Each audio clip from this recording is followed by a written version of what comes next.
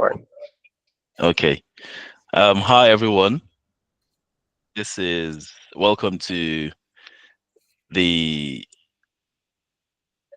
S&P, one of the sessions we usually have on a monthly basis, S&P Finance Club.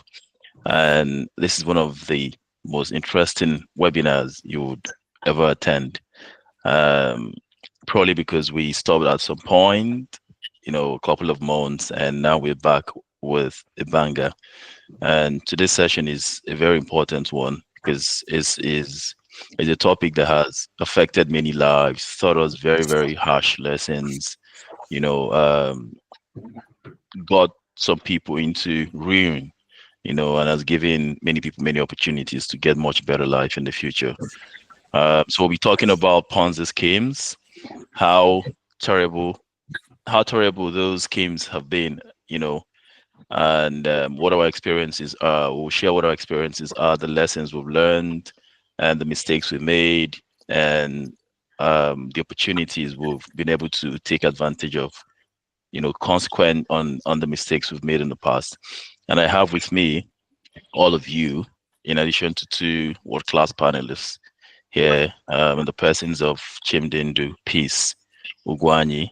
I'm just going to do a very brief introduction of both of them, then give them the opportunity to speak and introduce themselves.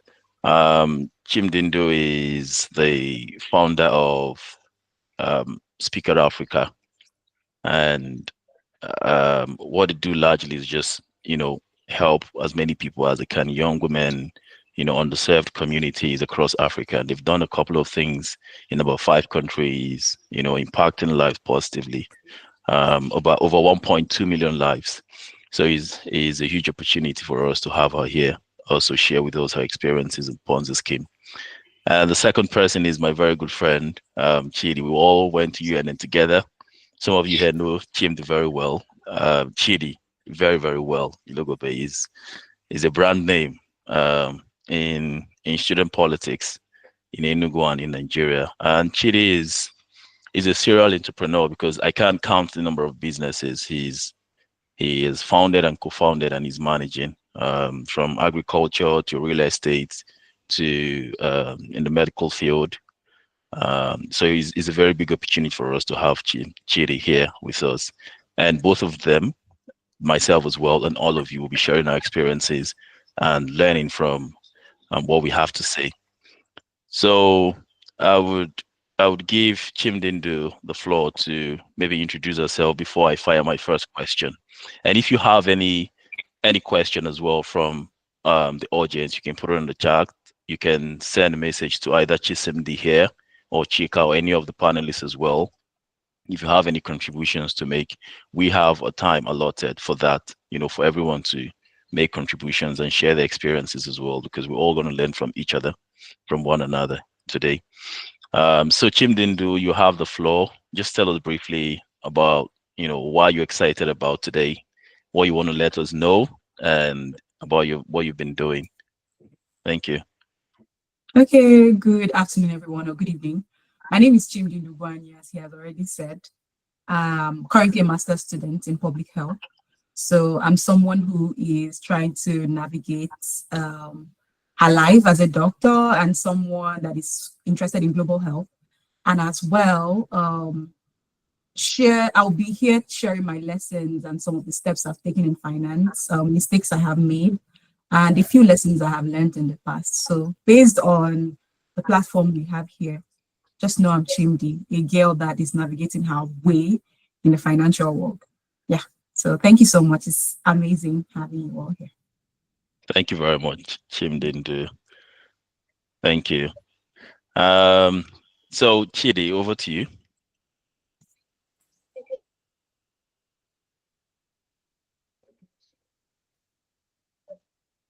Can you hear me? Yeah, I can hear you very clearly. Okay, thank you so much. My name is Chidi, Ilogabe Chidi, and I'm a medical laboratory scientist by profession. But then by calling, I think I am an activist. I'm thinking because sometimes some persons get to call you a politician, some others get to call you an activist. Well, I know I'm not a politician. It's just that I've happened to find my in a public office or the other.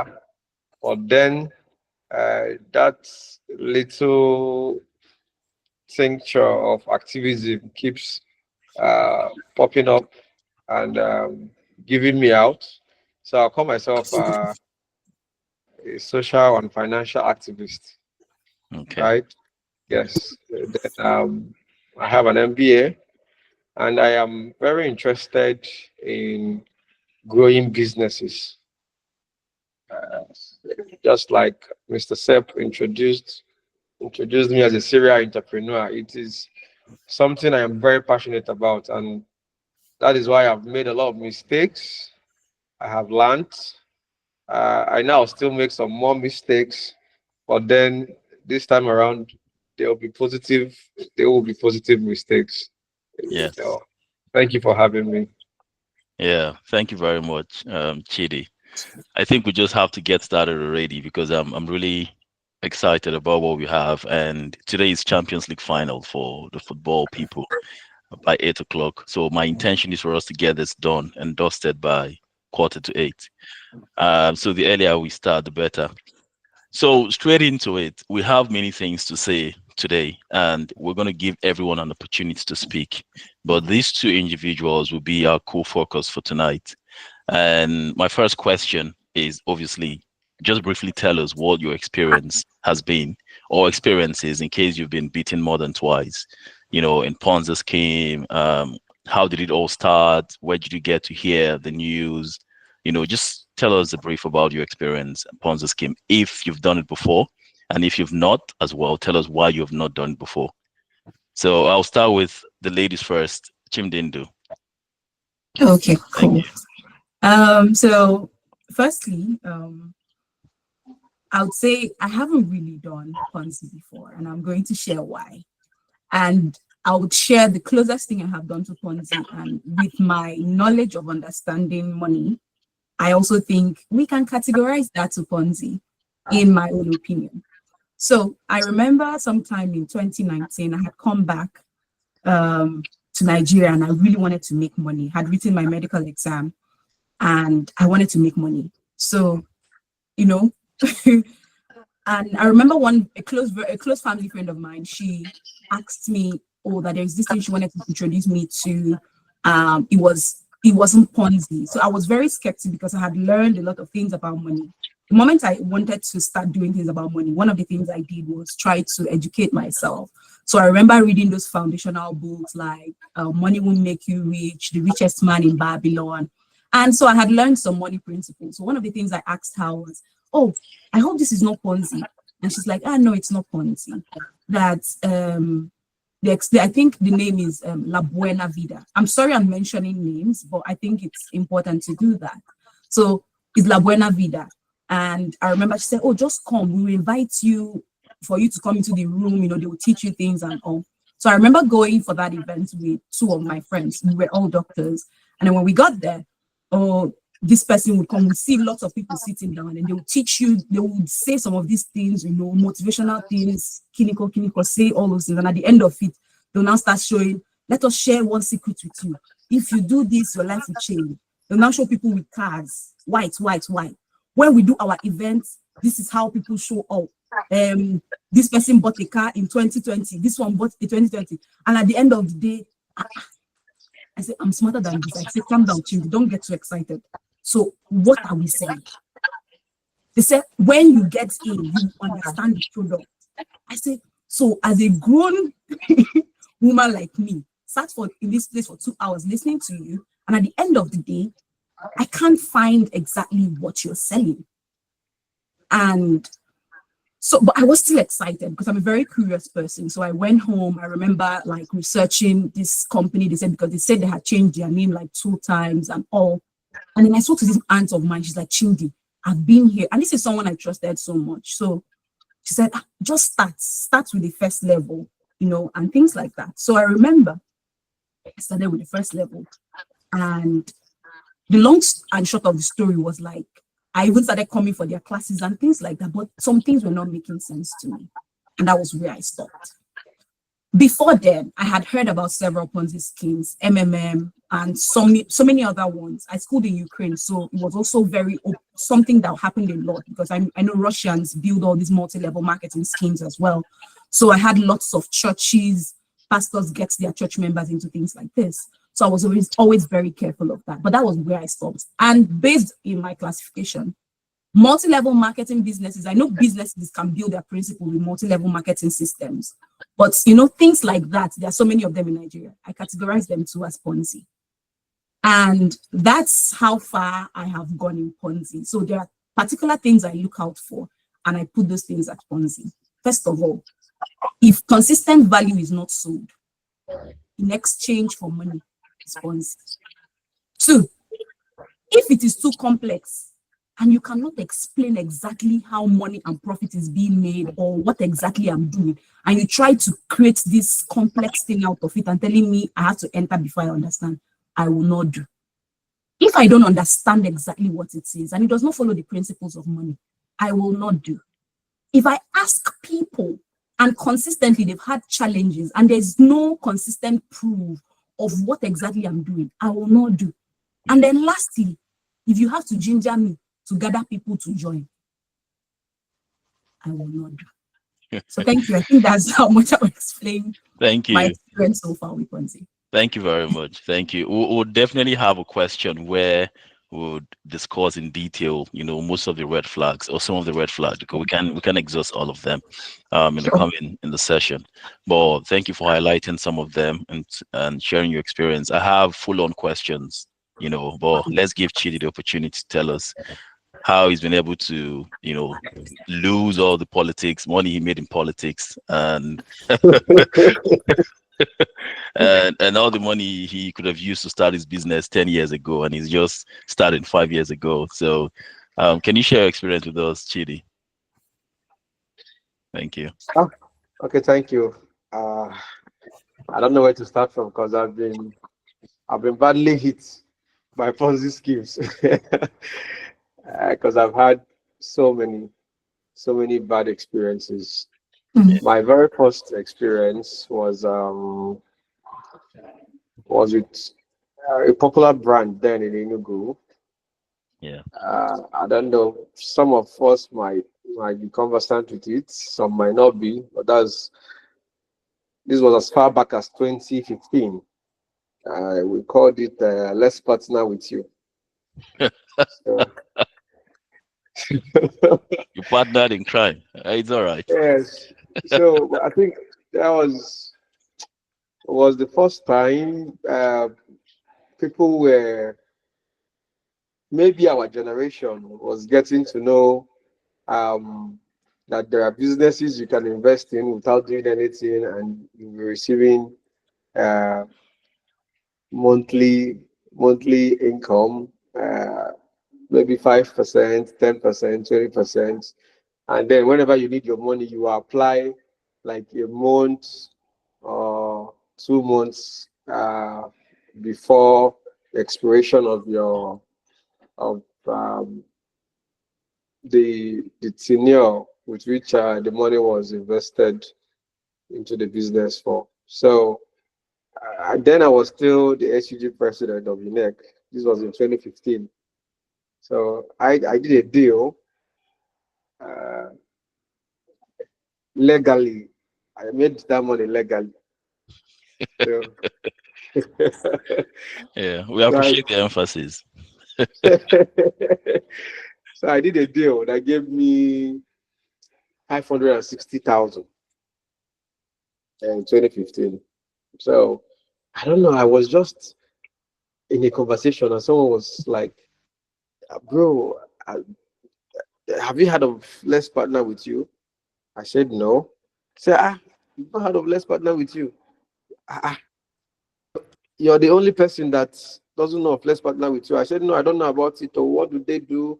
Said, you just put money every month. They pay you 10%. If you need your money back, you just tell them 1 month ahead of time. They give you back your money. I said, okay. For how long have you known them? So like for 3 months now, I've been receiving. He just brought out his phone. and showed Yeah. me a lot consistently for 3 months. I was Yeah. I was like, wow, okay. So how Yeah. do I get it done? So that he would take me to their office and I will fill forms, blah blah blah blah blah. I said, how do I know this is um not going to crash? Like Yeah. they won't run away with our money. He said, no, they have a fiscal office. You don't know the owner. The owner is Shine Shine. Big, he's a big man. Yeah. Shit, what kind of names are you calling? So many stories. Hey, I said, okay. Sunshine. He said, I'll be okay. Do you know what? Just go and research about the man. I think his title is Otondo Noaka. Otondo Noaka. And then I'm so sorry I'm mentioning names, but these are real life experiences. Eh? His wife then was a lecturer in UNEC, and she comes to school with this Acura ZDX. Like that was the reigning vehicle then, and then she comes with two Mopo, like all pump and pigeon anytime she's driving into school. Yeah. So I researched, and they said, he's a big man, blah blah blah. He does importations and all. So I didn't get to ask what they use the money for. Yeah.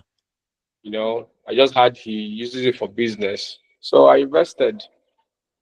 I didn't take my time to research well. In fact, that month I invested was the month they started having problems. I didn't even get my first 10%. Like I wasn't paid for even one. So the next thing they said, when it was a month, I called my guy. I said, okay, so I'm expecting money like today or tomorrow. He said, yeah, yeah, that I should expect, just I should hold on. I will get my money like in the space of 3 days. I said, okay, I waited. 3 days passed, 1 week passed. I called him again. I said, have you received alert? He said, no. I said, okay. Are you sure there's no problem? Because I've not received alert. He said, no, that there are a lot of persons, they pay in batches, that they've batched payments. So I said, okay, I waited again. 2 weeks, nothing. So both of us now became worried. Myself and the person that introduced me, we went to their office and we were like, what's happening? He said, no, we should calm down, that this one happened, that one happened, that they have a lot of people that are coming in newly, so that the office workload is so much, it's human beings doing this computation. So it's just so much. I said, okay, so we should hold on. They said, yes, just hold on. After like another week, and I received a message from them that the owner of the company wants to have a meeting with all of us that are investors, and the meeting will be in batches. Annual general meeting. Yes. So the day it was for my own batch, my brother, if you see the crowd, I couldn't even enter inside the gate. They set chairs and tables. The man was with microphone. I came late because I had the lecture, so I just had to wait for the lecture to end. Yeah. So, Pia, they were already sharing drinks, meat pie, drinks, calming people down. People were still relaxed. The man was just watching everybody. That he's importing solar powered TV. That time, this solar system is not so rampant now. Yeah. That he paid for solar powered TV, solar fan. They are coming in the containers that will be so rich that nobody should panic. That is just the customs that have tied down their money.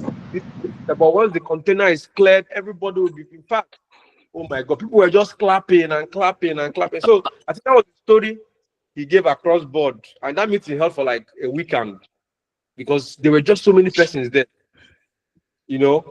The Christmas or the December before I invested in February, he did like a Christmas get together at stadium. My brother, if you see the crowd that came for that get together, if you see the crowd, he was sharing cars, he was sharing bags of rice, granite oil, giving grants. So I never knew that was a strategy.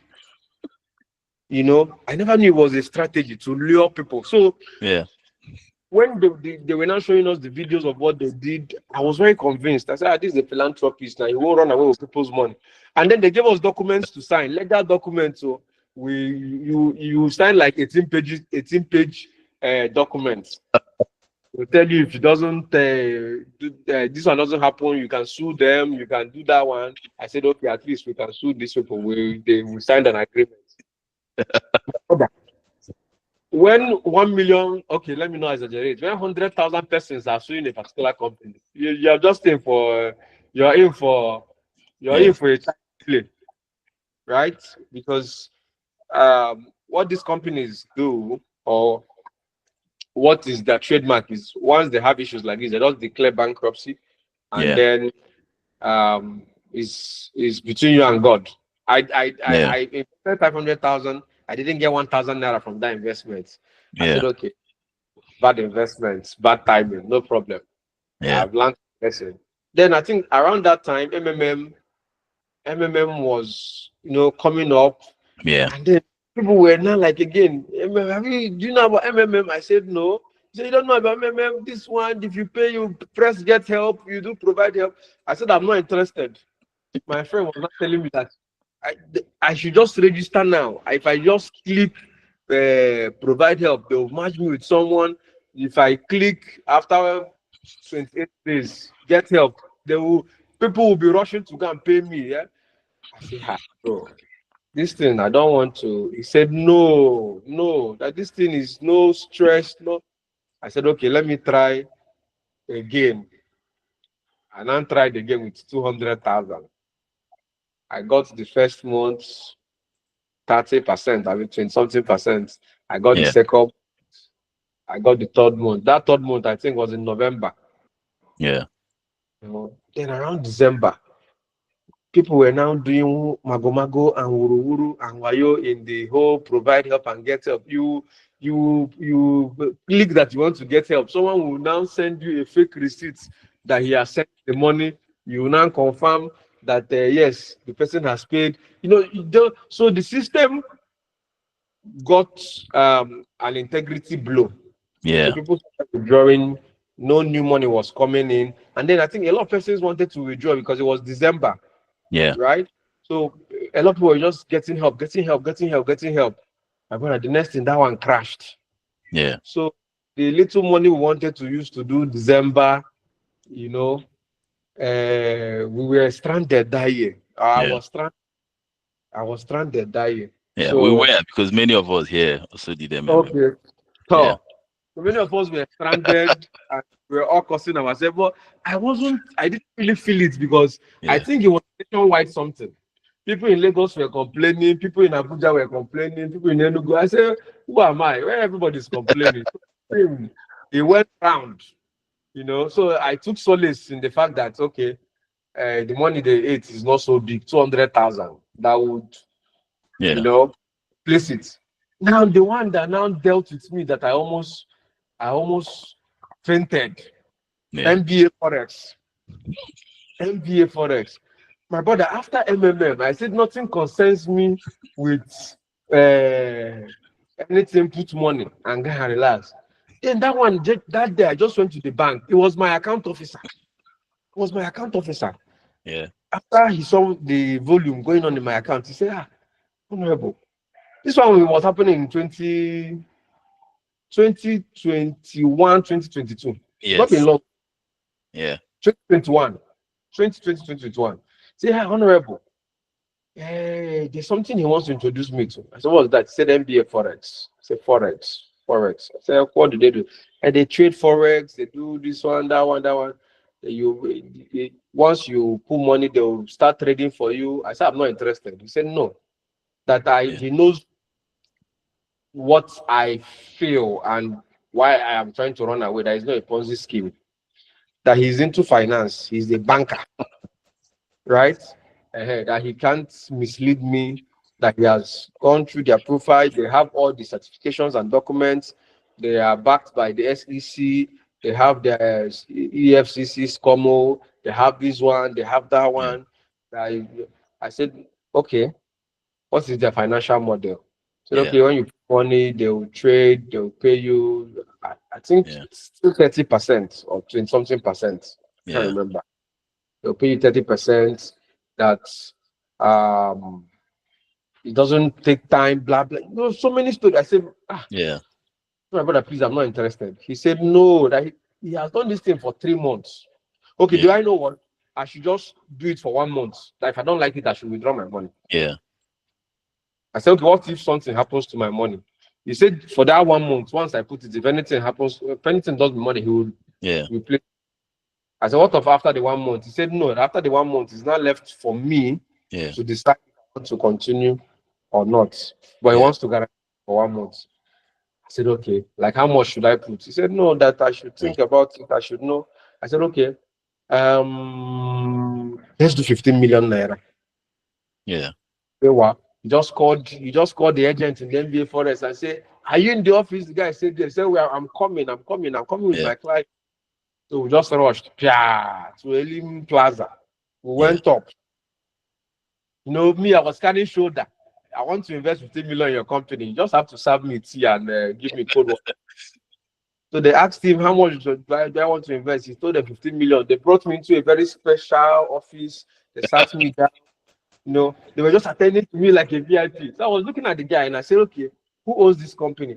I said it's owned by multiple people. We have one guy from Port Harcourt or Dome, but he has international partners. Their traders are known traders all over the world. We just do Yeah. forex trading. We trade with your money. We make a lot of profit actually, but out of the money, we'll give you only 30%. But we're Yeah. making over 200% with your money every month. Like, he was just saying plenty things. I was just looking. Yeah. I said, so if I put 15 million now, you give me. I just calculated. I said, just like that. He said, Yeah. yes. I said, give me form. They gave me form. I just filled the form. I said, which account? Which account? They just gave me multiple accounts. I should choose Yeah. anyone. I rushed back to the bank with my account officer. He just Yeah. helped me process the payments. I sent the guy a receipt on WhatsApp. I have paid. He said, no, I should bring the teller to the office. I went to the Yeah. teller, blah, blah, blah.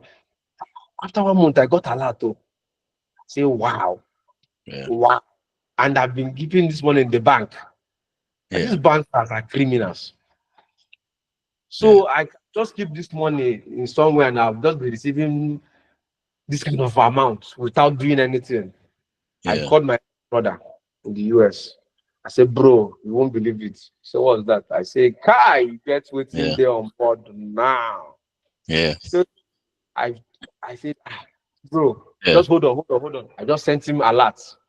I said, see money why no do any work. He said, waiting with that. MBA Forex. So, but I just sent him documents. I said, Yeah. should go. That he doesn't have time. I should just tell him. I said, my brother, Yeah. if you just put money now, every month you collect 30% bagam. You don't need to stress yourself to send money to Nigeria to anybody. Just from that credit you'll be getting every month, you'll be sorting all your Nigerian bills. Everybody wants to Yeah. dash money. They'll be dashing them Yeah. money. Say, hi, he doesn't want to do this thing. I say, bro, Yeah. people have SEC certification. They Yeah. have this one. They have, if they are not genuine, they will block, they will stop them, they will go after them. This one, that one. Yeah. He said, okay, how much did I put? I said 15 million. He said, it's not too much. He said, me, I want to put another one. He said, no, I didn't put another one. No. Yeah. I said, what I'm telling you now is that you need to put.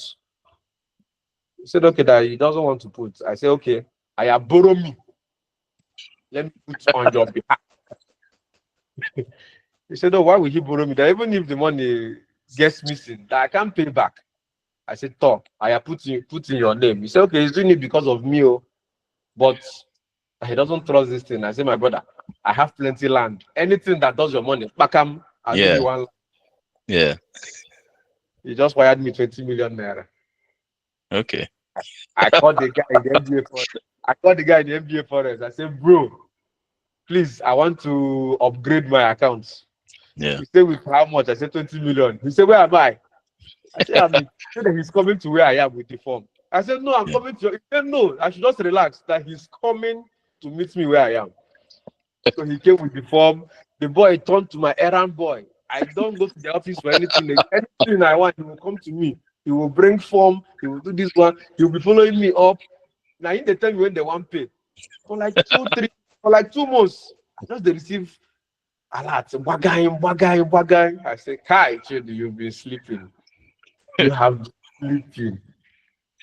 I just called one of my friends. I said, bro, I need you to borrow me money. He said, how much? I said, like 30 million. He said, he doesn't have that kind of money. I said, okay, uh, I'll give you collateral. I'll give you collateral. I'll give you a land. He said, he doesn't have that money. That he has 15 million. I said, okay, make it 20. Just make it 20. Hold the document of the land. If I don't pay back in 6 months, take the land. Yeah. He said, okay, that I will need to sign that I have sold the land to him. I said, in my mind, I said, I know I will pay back this money. So why am I scared to sign? I told him, draft anything. Tell your lawyer to draft. I will sign. He drafted and gave me, I signed.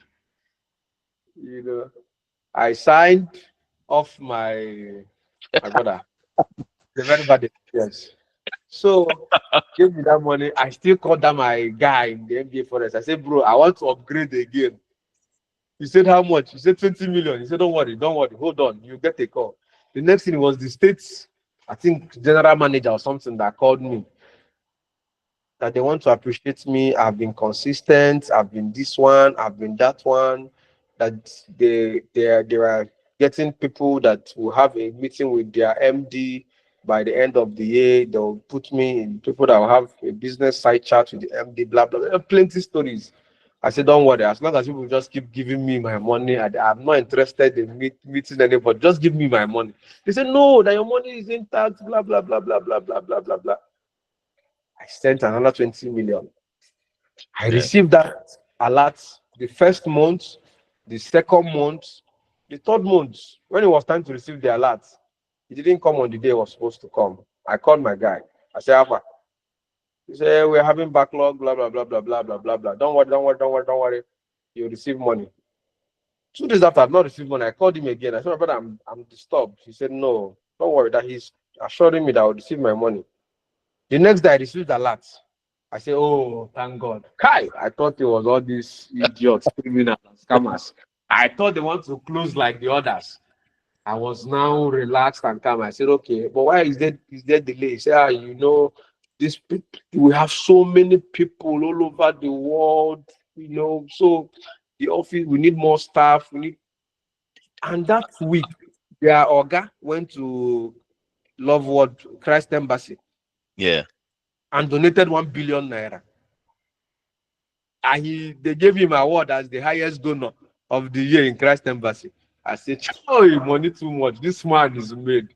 This man has money. Nothing will happen to our money. For someone to remove 1 billion and dash church, it means that the man is. Yeah. I didn't know that was the last time I was going to receive alerts. So the next month we got delays. In trying to please that my guy, because I wanted him to tell me the truth so that if anything is happening, I Yeah. can withdraw my money on time. Yeah. I had slots to give people Yeah. government job. So I called Yeah. him and I said, have anybody who will give government job? He said, yes, that his fiancée, blah, blah. I said, give me her name, give me her CV. Yeah, I gave her job in ministry, one of the ministries. And now, could be after 2 days, asking, bro, if this company wants to crash, tell me. These are people are now delaying in making payments so that Yeah. I will apply for my money on time. He said, no, I should relax. That they're just doing restructuring, blah, blah, blah, blah, blah, blah, blah, blah, blah. Dates passed, no alerts. 1 week, 2 weeks, 1 month. My elder brother started calling me. I started seeing his call as, that thing that when you commit an atrocity Yeah. and then people are coming after you, you don't know what to explain to them. His call became a very big headache for me. I said, okay, if it was only my money in this thing, Yeah. I don't know how to start explaining to him that it's like we're having issues, but he should calm down. I shall we tell him that they're just doing restructuring, that everything will be Yeah. fine. Fine. And bro, the rest is history. I later got to find out that my officer in that company Yeah. didn't even know that they were under distress. They were all food, even those working in the company didn't know that they wanted to close or they wanted to crash. So they crashed. They closed down their office. They ran away. They asked us to write petition. EFCC asked all of us that have money to write petition, bring evidence. We did all those things. So now, naturally, my brother, what everything, foul. I couldn't recover from that shock. I couldn't tell anybody. How do I tell someone that I invested? How many million? Are you a fool? Are you okay? I couldn't even Yeah. mention it to. I was just dying silently. You Yeah. know. So, but the good thing is, my other brother didn't count it for me. Yeah. What he just told me is that he knew that that thing wouldn't last. Yeah. But if he insisted, I would feel he doesn't want to support something I believe in, Yeah. right? So that the land I want to give to him, I should keep it. If we're able to recover the money, fine. If we don't recover the money, so be it. So that was how I didn't get into trouble. Every money I lost was my money, Yeah. right? After a Your land, year, Uncle. the loan, I've already Yeah. given out my land, so I've forgotten the land. That one is, I knew that one was gone. It was gone. Crazy. So at least nobody, I'm not owing anybody. Nobody's owing me. I just attracted my share. Except the Ponzi people. Deposit, no, of course. Those ones, they're owing me, but I know I can't recover that debt. It's a bad debt. It's So that crazy. was, yeah, that was Well, a very bad experience for me. Very, yeah. very. Thank you. Thank you very much, Chidi and Chimdindo. I think when we're trying to, yeah, I can hear myself. I don't know why. Sir, we did not allow him to finish. It's possible he still have so many stories. You are No, cutting him off. we have many Did he tell you he's ended? questions. He We still have has many many of questions. them. He's a victim of, he's an eternal victim of Ponzi scam. We have many questions. So I think when we're crafting this topic, we would have added Ponzi scheme / comedy because I've been laughing, and this is a professional setting. I've been laughing like a madman. So, but thank you guys for making me laugh this hard. We still have 9 serious questions to ask, to help us understand better what these things, because this is a cankerworm. If I want to speak big grammar, from the explanations, we can understand what a Ponzi scheme is, and I deliberately didn't want to say what it is. But Ponzi scheme is just simply investment fraud. It's just fraud. It's just scam. There's usually the one they call a pyramid scheme, Ponzi scheme, and money laundering. There are many of them, but there's a very thin line between a pyramid scheme and a Ponzi scheme, and sometimes both of them work hand in hand. Ponzi scheme is just simply when you're being promised or guaranteed certain return, and the only people that can do that is the federal government. Even the federal government sometimes can, tell you, oh, something happened, the economy, there's a global crisis, and this is what we're going to experience, but there's no investment venture anywhere in the world that can guarantee you certain amount of money. But when an investment venture guarantees you certain profits every month, every year, that's a Ponzi scheme. And they don't have anything backing it up, and they definitely and eventually default. Then the pyramid scheme sometimes, embodies the characteristics of a Ponzi scheme. But in addition, they tell you to bring more people. As Chidi turned an evangelist, he was bringing more people selling his properties, it's really crazy. He was partnering with criminals, and I don't know how he got into that. But thank you for making us laugh. So we still have many more questions to go, and I don't want to share my own experience because I can see one of my family members here, and they will be saying, so Seb, how come? And we're asking you for 5K. You didn't give us 5K. And you are investing this amount in Ponzi. But it's all right. So since we don't have so much time, I'll go over to the next question. And for Chimdindu, we'll come back to Chidi. But for Chimdindu, I'm curious to know why. What was that thing or a couple of things that said, don't do Ponzi? Was it because you studied in Ukraine and the environment influenced, your thinking and your attitude towards money?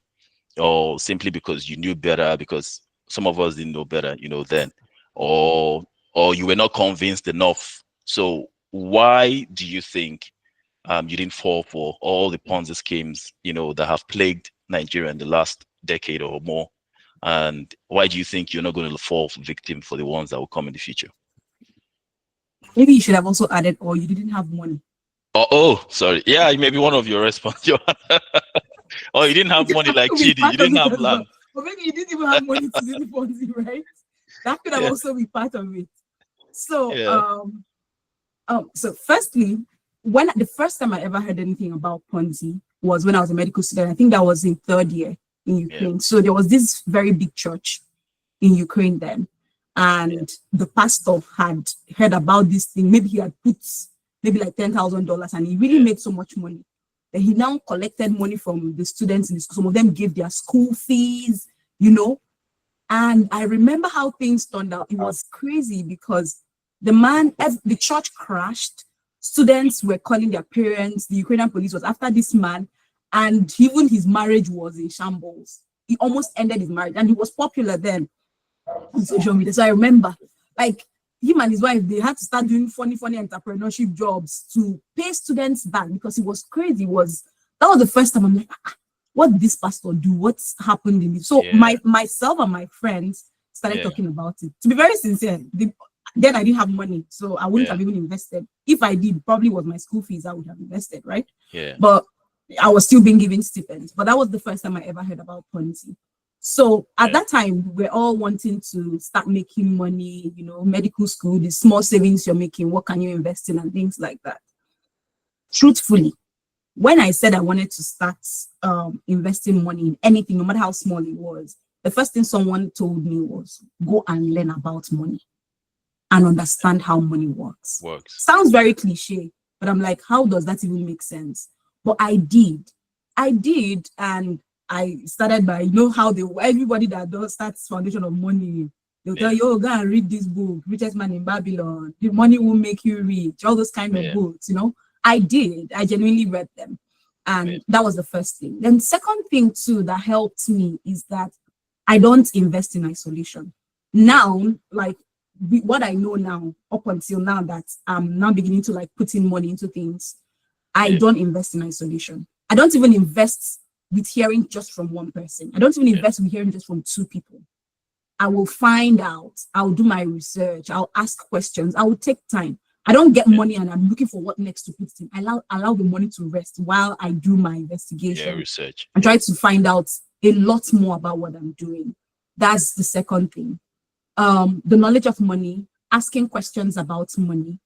And I'm also very patient. I'm not quick to make money. I'm not quick to, I understand that there are things that people want to put in money because, but I'm not quick to make money. Opening in Igbo, opening like, it's okay. Right? So, these are the things that have also helped me. And this does not mean that I have not made simple money mistakes. But this can also be a downside to it. I know that most times men take more risk than women. So you can understand that angle. A woman, she can have so much money and she wants to just save. A man wants to invest quickly.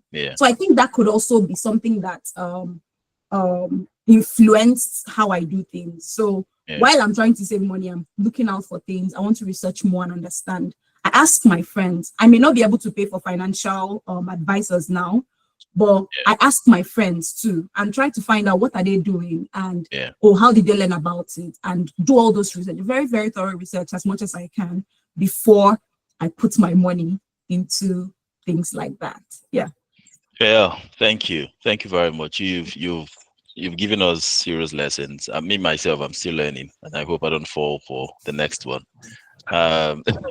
So just to move forward, Chimdindi, I'll still come back to you as well. Sure. And to Chidi, you told us a few things. For me, I can mention at least 5 things that were red flags, that you saw, or some things that encouraged you to go in. But I want you to be a bit more, explicit with stating those things. Why did you go in? This is what we call affinity, fraud. And like I said, all these things still work alongside investment fraud. And that's when you start to invest because If I knew Chidi and I was very close to Chidi and I didn't know about Ponzi, I was likely to invest. I would say, oh, Chidi is doing this and he's putting 20 million. Let me put my small 10K and 15K, you know. So affinity fraud is one of those things, and there are many things. So, but for you, was it because you're a man and you want to take a lot of risks and make money before you clock 40? Or was it someone lured you in? Or what were those things that pushed you into it? And what were those things that were red flags that now, if they should repeat themselves, you're not going to go into Ponzi? You're muted, Chidi. Yeah, So sorry. yeah, thank you. Can you hear me now? Yes, yes. Okay. So I would really say a lot of factors played critical roles in making us fall for that trap. And Chimdindo just mentioned a couple of them. Number one is risk appetite. Men have more risk appetite than women. And just like she rightly pointed out, uh, women want to save and men want to invest. They want to give. In fact, let me tell you one problem I have with money. Personally, I know it's indiscipline. So it's just experiences that are trying to guide me to become disciplined with money now. But my indiscipline with money is that once money is in my hand, the odds for that money to leave is times 20. Like, I want that money to leave because I am scared that that money will go into something that will be useless. Is either I use it to do benevolence or philanthropy, or I use it to, boring. Plenty. So once money enters I don't want it to leave immediately. You know. So that Yeah, that is one problem that got me into that. Secondly, greed. yeah, I was very greedy. yeah, I was very greedy. If there's nothing you tell, in fact, if you tell me about any business now, like if I give you 10 naira, that every month you give me 3%, before I believe 3%, I didn't say 10%, 3%, before I believe you, I will look at the financial model. I will look at a lot of factors yeah, because business is hard. yeah, Making money and growing money are different. yeah, Every fool can make money. You can swindle people of money, yeah, but you see growing money, setting up a business, monitoring the business, seeing it grow, yeah, nurturing it, and then it starts making profit. It is very difficult, especially in Nigeria. yes, So I am wondering that business you're doing or you are into that will be giving you 30% profit every month. My brother is not existing unless you are into fraud. yes. Every month is And is even fraud, fraudulent. even fraud can't be that sustainable. Fraud doesn't pay that much now, you So know. what more can you know, what more can I say?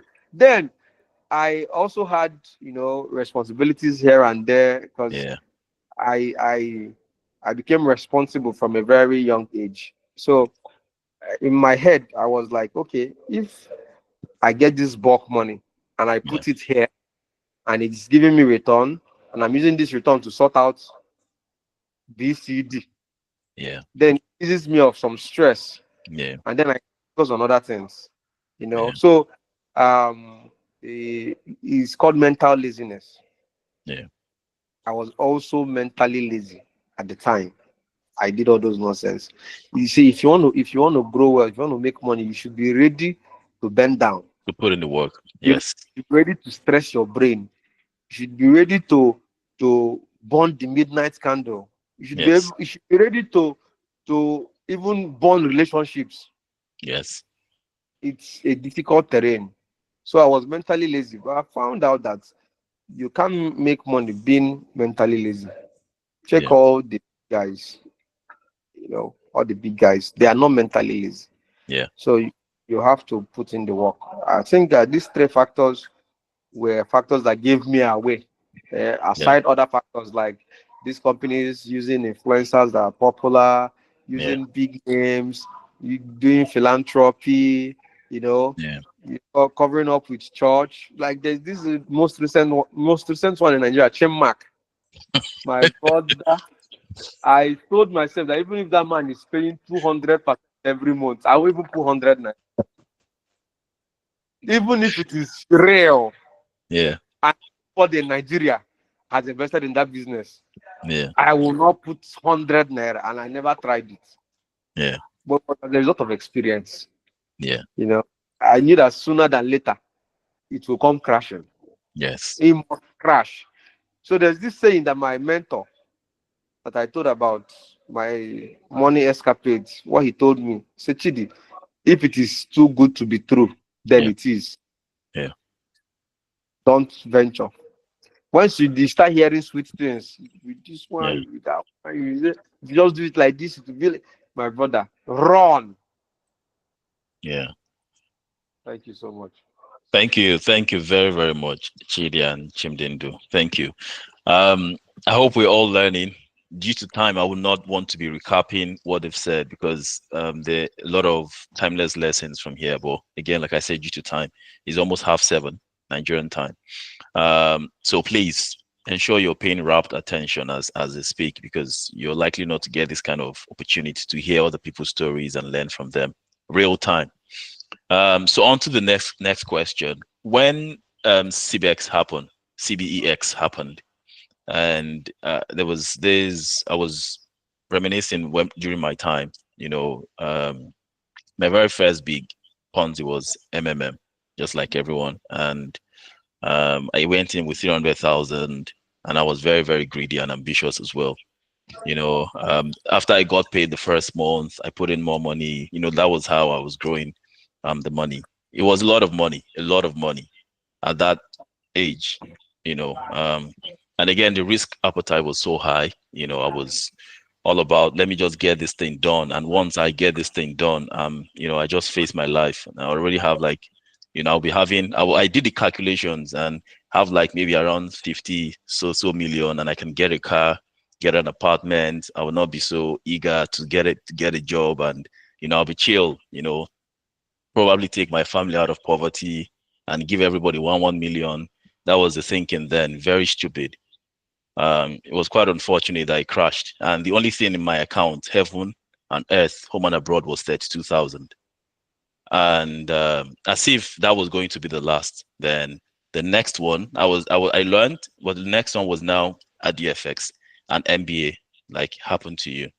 And that time I learned, I was already working with the Nigerian Stock Exchange to tell you how serious this thing is. And it's so shameful to admit it in the public space. So I should know better, right?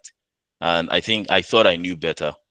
But I heard where they said some people were working with SEC to get the license. I'm like, oh, these guys are getting license from SEC.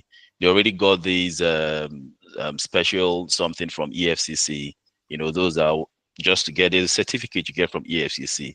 To let them know that you've registered and you're not into money laundering. So I'm saying, oh, the source of this money and where it's going as well has nothing dirty, in it. So there were signs, and they were into real estate, into farming, agriculture, which I liked really well. Some of them were into what I didn't like out of all of these things was Forex because I know it was very, very volatile. But I went into it, you know, um, with some of my friends, Ben, Bishop, we're already making plans, open social factory in Lagos. And, we had pure water business, we had real estate, we had a couple of things. We're already making plans.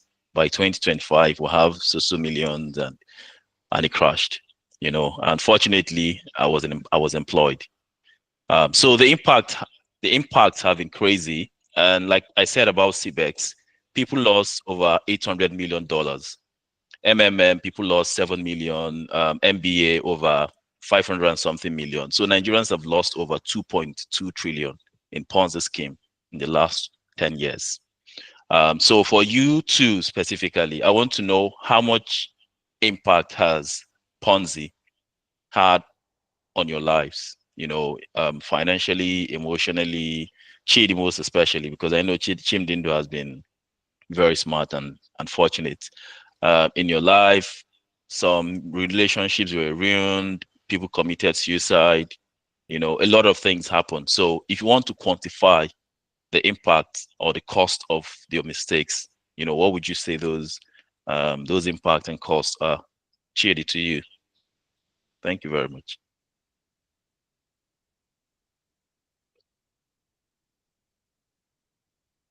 Sorry, I'm trying to unmute. Can you hear me? Yes, we can hear you now. Okay. So the impact has been very, I don't want to say disastrous because we're still here standing and living. There is a mental thing. One mindset I have about money or material things is that if you were the one that made the money, once you stay alive, you still make it back. So the most important thing is just staying alive. So the impact was much. It bruised my relationship, with a couple of persons because I know I introduced some people to MMM and they lost their money. It bruised our relationship. Then I introduced my brother to MBA Forex. I can't tell him so many things concerning money again, right?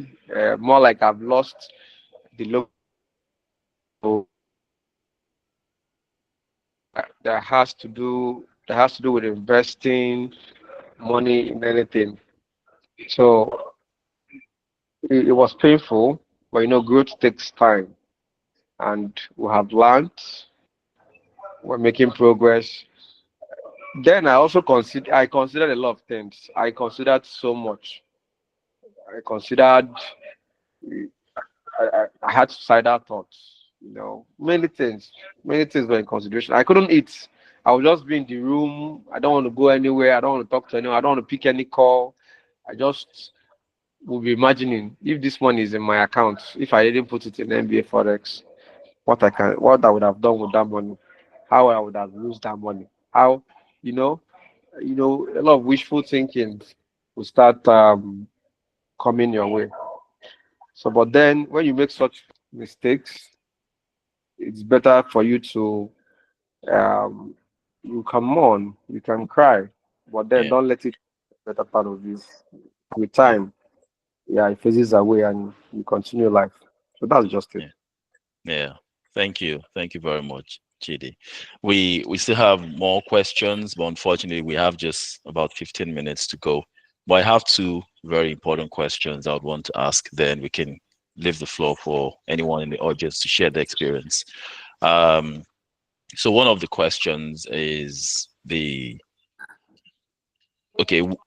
First of all, when MMM or an MBA happened, that was one of the things that precipitated me and some of my friends to start the S&P Finance Club, where we can learn, we can also share our experiences, and with the little knowledge we had then and we've been acquiring over the years, pass this across to people and know if we can save as many people as we can, you know. And we've also been trying to provide alternatives. We have to invest, we have to make money. But apart from Ponzi scheme, what else can we do? And that's a question I want to ask both of you, maybe Chimdindo.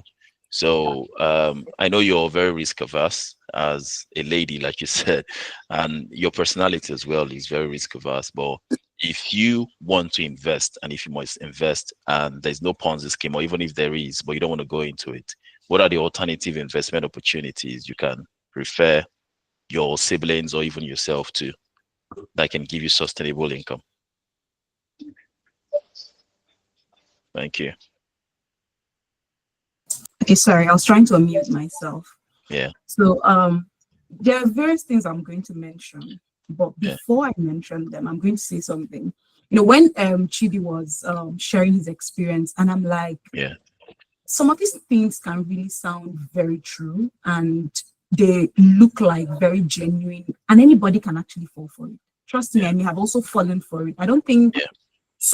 let's not sound like there is actually something you can thoroughly do Yeah. that would keep you absolutely risk-free from Yeah. putting your money into something, and I think that's why something is very important. Most importantly, it sounds cliche when people say they want to make money and multiply what they have. Yeah. But the first lesson I've learned is that wealth is built, and the foundation of building wealth starts from the mind, is a must. You can't make money if you just want to make money. You will build, is built, and the foundation starts from your mind, the truth. And the second thing I think have also helped me in finding where to invest money, because every day I hear something new and I try to read up on it, is being in different financial groups. The first time I wanted to do anything investing money, I started with joining Financial Jennifer. And that was where I learned about stock for the first time, read about stock, different things. That was where I got to learn about it. I think the next thing I did from that was I paid for being a student in Money Africa. Money Africa is another platform for learning about money. I paid and I attended their weekly webinar then. I consistently did that and I learned. I was not putting any money anywhere. I was just seeing what are the things people put money inside, right? And then after that, I started meeting friends that, where I wouldn't want to call them financial experts, but then they had done work. So I also started discussing money with them. And this is also a little thing I'm going to tell women, any woman that is here. A lot of women, like I said, we are very we take less risks. So we don't even think about learning about money. So I learned to associate myself with people that talked about investing money, especially men that discussed about sharing money, right? So one of the first things that I started doing was I learned to save. That was the first step. So after I learned to save, I also learned how to put money in bonds, things that are low risk things. Like, you put money in your bank for like 3 months, low risk investments. And then I started learning about stocks. I remember putting just $15 then. I think it was in Nvidia. It was a stock then. I was doing my house job. And then I saw that it had grown over, I forgot about it. I literally forgot. That was when Passfolio was in Nigeria before they sold severally. So I just bought a few stocks I had learned then in Financial Jennifer. I didn't know. I just learned a few things about it. And then I invested in it. And I left it for years. And I saw it grew, right? Even with the little amount I put. But then I saw how money grew with those little things I was doing. Now I'm getting a bigger amount of money. I've learned that I can do. The person I always have conversations with, he will teach me how to do low risk investment, medium risk investment, and then high risk investment as well. And there are different things in those categories. These are things you can learn about. But something I have been very consistent with, it takes time, is in stocks. It's something that I'm trying to learn more about, because I can't say I've learned so much about it, but I have seen the gradual growth, follow the companies and see how those things grow with time. So I recently just started learning how to invest in real estate in different countries. And I'm also learning about that and trying to put these are a few things that personally have navigated or put my money into so far. Okay, thank you very much, Chimdindu. Again, the first step is you learn, you earn, then you save, you invest, then and other steps that follow. So that's just the main thing, to learn, to get the knowledge, to know exactly what you're going into. Well, again, like I said, we don't have much time. I would have laid more emphasis on all the points you made, but they're very valid and true points. Thank you. So Chidi, what about you? What do you think from your perspective? So everything Chimdin just said, stuff I want to align myself with, because you just need to be informed. You just need to be informed. Being informed is the basic thing you need in investing. That's the foundation of everything. So she said it the way it is. We have low risk, we have medium risk, we have high risk. So long as you're ready to put in the work, you're ready to learn, you make very minute mistakes in investing. There are still stocks you will buy, they'll of course they will go down, crash. You can still invest in real estate, and you make a wrong buy or a wrong purchase if you don't do your. Sometimes you even do your due diligence, and then you still find out that you made a wrong. So business in its entirety, it's started with risks, here and there. So you just have to have an open mind to know that my decision doesn't ultimately mean I would benefit eventually, but you just have to Yeah. try. But then try to associate yourself with persons that are knowledgeable or ahead Yeah. of you, financially and in terms of information. It guides you and it Yeah. helps you navigate a lot of mistakes. So I align Yeah. myself from Dindo. Okay. Thank you. Thank you very much. We still have one more question. Before we open the floor for contributions from other people. Well, I can see Lillian. Yeah, I don't know if you want to ask question now before we finish with the panelists, or you want to ask them a very important question now. But your hand is up, so you can go on. You can unmute and speak. Thank you. Okay, sir. Thank you. Thank you to the panelists. It has been very enlightening. Okay, so my question is, personally, I didn't fall for MMM. I think it was one of those schemes, the forex schemes that I fell for, and it was so bad because I got my brother involved, I got my mother involved, and many things. And I just started working then. I lost all my money. So my own question now is the PTSD of having lost in Ponzi scheme. So like now, whenever anybody's telling me it's pain, I don't even listen to you at all. I just feel that for me to grow money, if I do the business I'm doing, I'll get money. Or if not, just keep the money in the bank. At least I'm guaranteed somewhat that my money I have in the bank is okay. So my question is, how do you do with PTSD from losing money in Ponzi and pyramid scheme? Thank you. Yeah. So I don't know if any of you would want to answer that question. Chimdindo or Chidi, how have you been able to cope? Chidi especially because I think you've lived the experiences. So yeah. So Thank the PTSD is real. It's very real. Well, on my handy one na adeji mbabu ayarogo. So you won't, because you failed an exam, you don't tell yourself that I won't read again to pass that exam, right? So if you make a wrong investment, it's like failing a particular course. It's like failing an exam. So what you do to pass that exam is you you read more, you do more group discussions, you ask more questions, you try to discuss with people that have written that exam and have passed, so they help guide and navigate you. So the PTSD eventually must be there, but then you need to survive, because if you're into business and you're making, for instance, 100,000 monthly from your business, and you're comfortable with 100,000, there'll come a time when the 100,000 will not be enough, and you've not made provision for you to scale up. You don't have other areas you've invested in. You just see yourself being stuck. So at the point you outgrow your income. So if you don't invest in multiple ways, or you don't divest your income, you'll be making a mistake in life.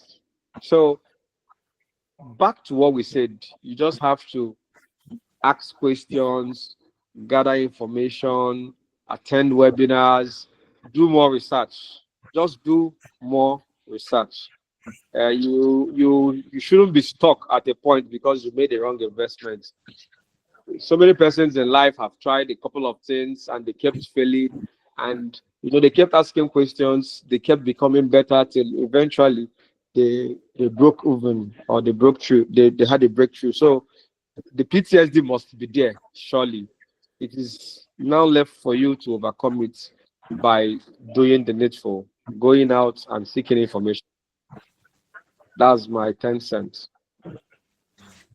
I wanted to say one thing else, just in addition to what Mr. Chidi said. I think you are the most qualified person to actually talk about PCSD in terms of investment, because my heart sinks even thinking about it. I can imagine putting my money in all this and how my heart is going to totally sink, and what it will take me to recover, because personally for me, I feel everything. So I can imagine how that could have felt. But one thing I always tell myself, even though it's difficult to say it in this situation, that sometimes you win and sometimes you learn. Yeah. It's a hard thing to even say in this particular situation. And especially when you also have relationships attached to you in that thing and people you've involved. But then I think it's one of another lesson that I have also learned with money.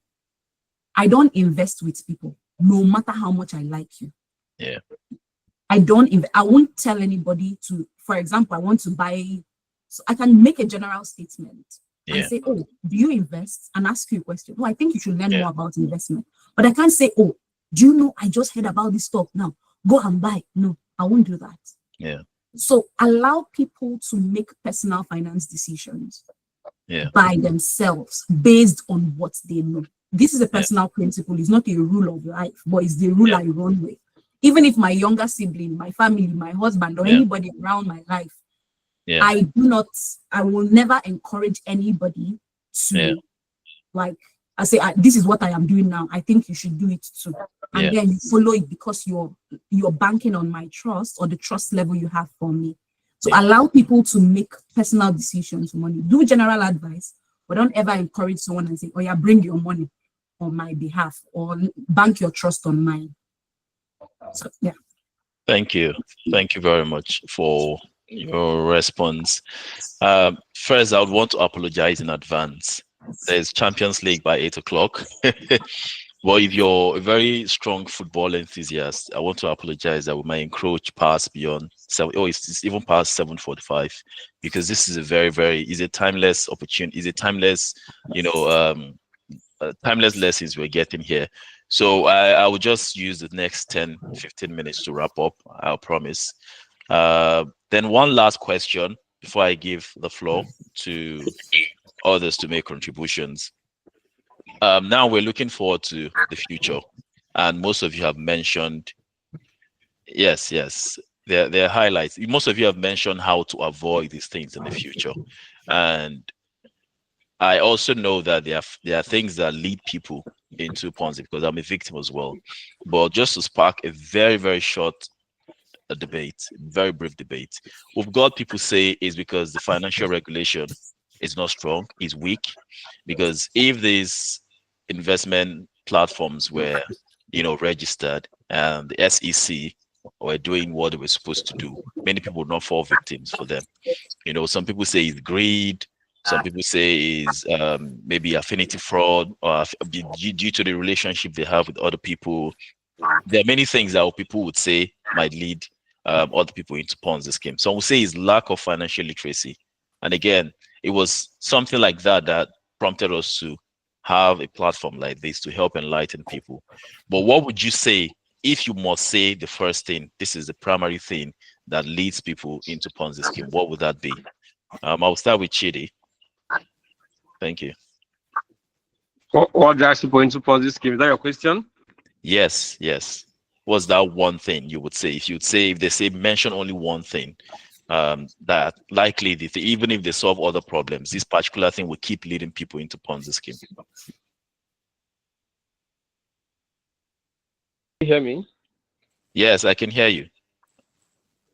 Okay, so when you say what's that one thing that drives people into Ponzi schemes, there are so many of them, and everyone or people would resonate with what tickles their fancy in terms of investments. So I give you an instance. For people like us, it's the thought of the responsibilities on our shoulder and the mindset to break even quickly, help people around us. Then for some persons, they invest based on trust. Okay, I know Sep is someone with integrity, and Sep has me to do this. Sep wouldn't mislead me. So because Sep is involving me in this, I am going to get involved. So some person actually got involved in Ponzi because they were referred to it by persons they believe in so much. Yeah. So for some other persons, like I said earlier, is mental laziness.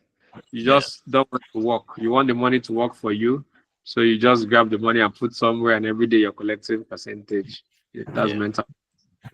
And you can also, it's akin to greed. You can liken it to greed too. The Yeah. urge to make more money, less effort, Yeah. right? So there are just a lot of reasons, and some people want to try a stroke of luck. Some people believe that luck actually exists. Okay, that just like gamblers, people that gamble. Yeah. Okay, if I put in 5,000 into this Champions League now, the god of soccer will be on my side. I'll just make 5 million there. I'll make 10 Yeah. million there. Persons believe in luck. So Yeah. there are just a lot of reasons, plenty reasons. Yeah. Okay. And Thank you. for some persons, they want to Yeah. follow the crowd. Some persons want to follow the crowd. Yeah. This is where the crowd is going. They want to Yeah. follow the Fear of missing out. exactly. You're Yeah. missing exactly. Thank you. And over 2.5. I saw that. So Chimdindo, what Very would you tough. say is that one thing? I think if I was going to mention one thing, I would say is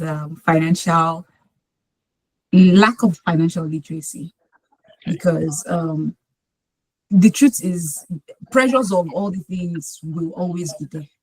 Yeah. But if you know this is not a principle of money, because some people will do some of these things as a result and still make money. Yeah. Because you worked for this person doesn't make it right. Yeah. So you must have principles that guide your life.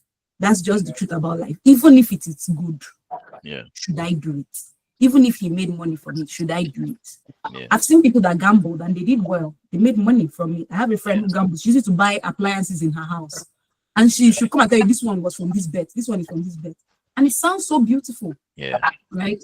And I said, I don't gamble. It's not a financial principle. Money doesn't work like that. Yeah. That it worked for you doesn't make you right. So Yeah. this is just a general statement to people's life in general. If you don't have principles that guide your life and what you do and what you don't do, everything will look good. So even before you get there, before you get into that place, make sure you have financial principles that guide your life, so that even when enticing things come, you will not do it. Yeah. I remember when I went for one of those La Vida Loca or La Vida this thing, and then they said to me, very soon you will not even be using your this thing, profession as a doctor. I said, why? What do you mean by like you will not need it anymore? Yeah. This thing sound, and I'm like, no, this doesn't sound good. Yeah. Not that it doesn't sound good, but they're trying to tell you that very soon giving value will not make sense. You understand that's not a principle of money. Yeah. So always financial literacy it cannot be overemphasized. Yeah. If you are literate about something, you build principles even before you fall into trouble. So yeah. I think that's the biggest thing for me. Thank you very much. And if you want to take action and make sure that one of the things or the main thing Chimney mentioned wouldn't be your case, you do well. If you've not joined the S&P Finance Club, this is an opportunity for you. If you're here and haven't joined, and if you're also looking forward to learn more from these two individuals or from my own story as well, that's a platform you'd want to be, because we're all there in the platform. So we're almost coming to the end of the session, but I can see a couple of hands up, and some people are already sending me private messages. They have a thing or two to say. So please, can we just make it 1 minute each, if you have something to say? So Emeka, you can go on, please. Okay. Thank you. Good evening, everyone. Sorry, it's evening on my own end. I don't know the time zones where other people are. But I think that the one that would make Ponzi to never see is hope. Hope is actually the case. I don't know if I want to call it blind hope, because it's not. A lot of people are not financially literate. Let me put it that way. We have a lot of bankers, people that work in different places that still put their money there, and you would already think it that the bank as a whole would maybe be giving you an interest of like 15%. Then you go and join people that are giving you double of that in a month, and the bank's interest is per annum. Nobody is for that Christmas, obviously. Those people did not come out to come and dash you money, because clearly they could have gone to the bank to take a loan at a lower rate if they truly needed Yeah. capital for their business. But it's hope. People would still know that, but I mean, they will still dive in. So I think it's that blind hope that's the thing. If I go to church tomorrow now, they'll tell me this week is my week. You get, so why will I not put money where I can get benefits? Yeah, thank you very much, Emeka. Thank you. Um, so hope, one of those things, and like Arsenal fans, they always tell them is the hope that kills. So I don't know, but hope is a very important thing. But you need to nurture it and thread carefully when you're dealing with hope. So we have Jennifer. Jennifer, you have the floor, please. 1 minute. Thank you Hi very much. everyone, sorry, I'll be very fast. Well done, guys. I've been listening in. So what I would say is, let's not victim shame. It's normal for people to fall into these issues. What Yeah, we do in the UK here is, and US, is basically you carried out this activity, you should be punished severely for this activity. There's something they will tell you in the UK. If you steal £1, the government will use £100,000 to pursue you, and then you will pay for it. So that's to tell you that no matter what you steal, they will catch you and you will pay for it.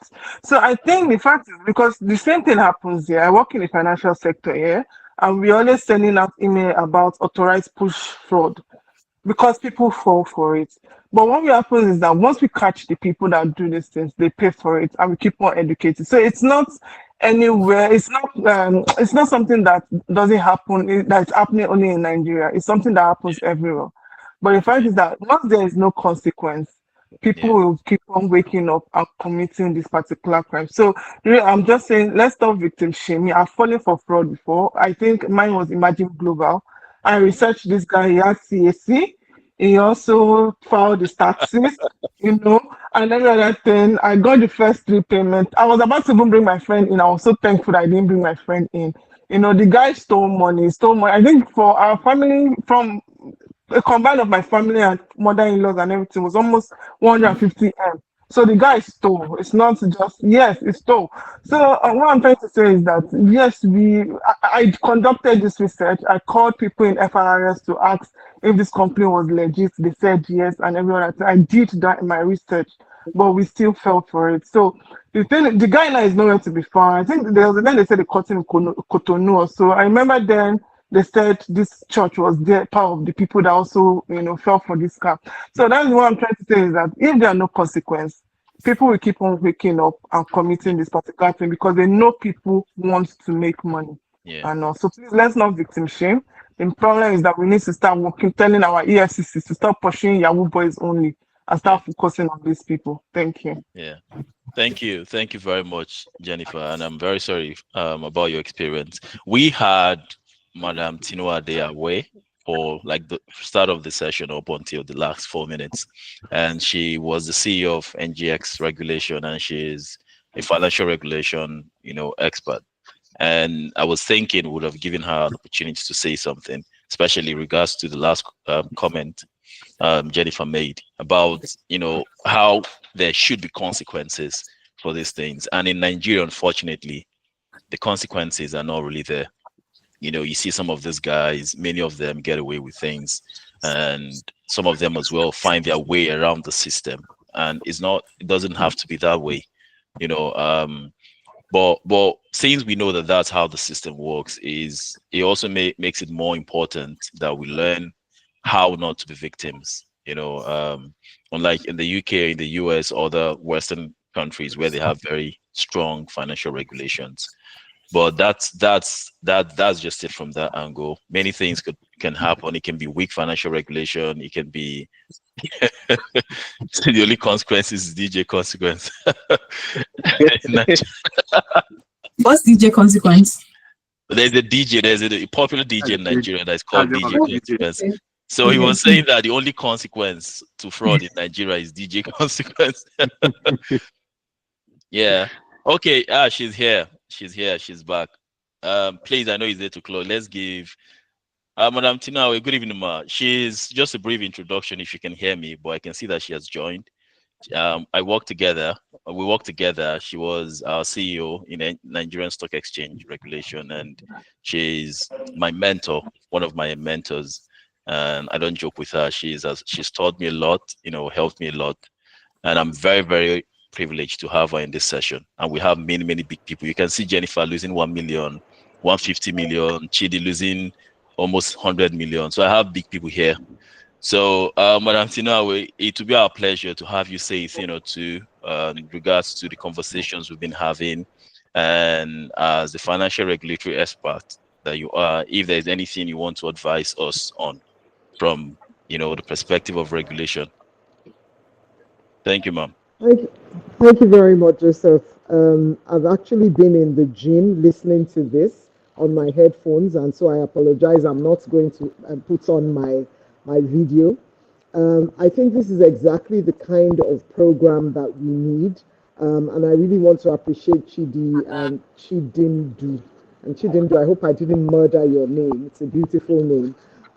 For sharing with us so fulsomely and for the nuggets of knowledge that we had. I think this is exactly the kind of education that people need. I hear when people talk about what are the financial services regulators doing. I think this is something that goes beyond the financial services regulators, although if you notice in the recent past, the SEC has been pretty active about identifying a number of these programs and pointing them out, issuing warnings to the public. But I think we need financial education from when we're young, so that people are not in Chidindu's situation where they have to go and look for it because they realize that there's a deficiency. We need to actually get people learning about money, normalizing learning about money and making money and having discussions about it right from when we're in primary school. So that's the first thing that I would say. The other thing that I would say is, some of the psychological issues around why people would get into this. I think they've been very well articulated, and I certainly took some lessons in this. So I want to thank the S&P Club. I know that you have. I'm a silent member of your WhatsApp group, and I know that you have a lot of educational events like this, and I want to encourage you to continue doing it. I have learned a lot, even though I don't think that I'm a beginner in this space. And so I can imagine the impacts that you are making with everybody. And so I just want to thank you all and say a big thank you to Chidindu and Chidi for sharing so fulsomely. Thank you. Thank you very, very much. Thank very you. much. Thank you, ma'am. Thank you. Thank you, ma'am. Yeah. Thank you. So I think we're just to the we've come to the end of the session, but in 10-15 seconds, please, just last words from Chidi and Chimdindu before we call it a night. Yeah, thank you very much. Okay, so for me, I still maintain that if it is too good to be true, then probably it is. Real growth takes time. It takes time. So it's better to invest in knowledge first. Invest in knowledge first before investing the money. Thank you. Thank you very much, Chidi. Almost the same thing Chidi has said. I said building wealth. Wealth is built and it starts from the mind. So go build your mind first. And please educate yourself. Money will not make you rich. There are so many things that are attached to wealth, and money alone will not bring that wealth. So go and start with building your mind. Thank you. Thank you very, very, very much, Chidi and Chimdindu, and thank you for our speakers as well, contributors, Mam Tinuade Awe, Emeka and Jennifer, and everyone else that should have said something. I know I have many people that have been victims. Chika is here, Celestine is here, Chisimdi. Many people have been victims of Ponzi and financial fraud. Unfortunately, we don't have so much time. I know you could have shared your own experiences, but thank you all for joining. And I am personally, genuinely grateful that this happened today. I've learned a lot, and like Madam Tino Aboy said, she's a master of this game, but she has learned, And me myself, I know I've learned a lot as well, despite the level of coming in finance. So I can imagine other people that are just starting out. So this is rich, and I would only encourage us to continue to learn and to continue to give out, share our experiences, teach as many people as we can, and the goal, essentially is just for us to get better, financially. And in other parts of our lives as well. So thank you all very much, and we're grateful. We have the recorded session of this, and we'll make it available when the time is due. And we look forward to having you in our next session next month, June. Thank you. Thank you. Thank you so Have a much. good evening. Bye, everyone. Bye-bye. Thank you. All right. Thank you so much. Thank you. Yeah, thank you, David. Mukhtar, if you're not rushing Thank you, to my watch, leader. if you're not rushing to watch the football, I don't know. We still have like up to 8 or 10 people. If you have something to chip in, it's just because of the game. I know I have many football people here. That's why I had to, rush and end the session. This match is gonna be interesting. Yeah, yeah. Mukhtar, do you have anything to say? A word or two. Just a statement. Money loves speed, while wealth loves patience. That's all. Hmm. Can you say that again?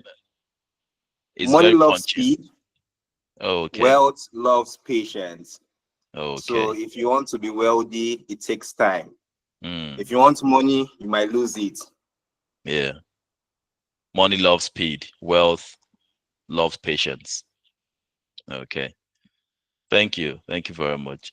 Okay. Good night, everybody. And I'll be officially bringing the session to a close. Thank you all very much for being part of this. And we look forward to having you in the next session next month. Bye.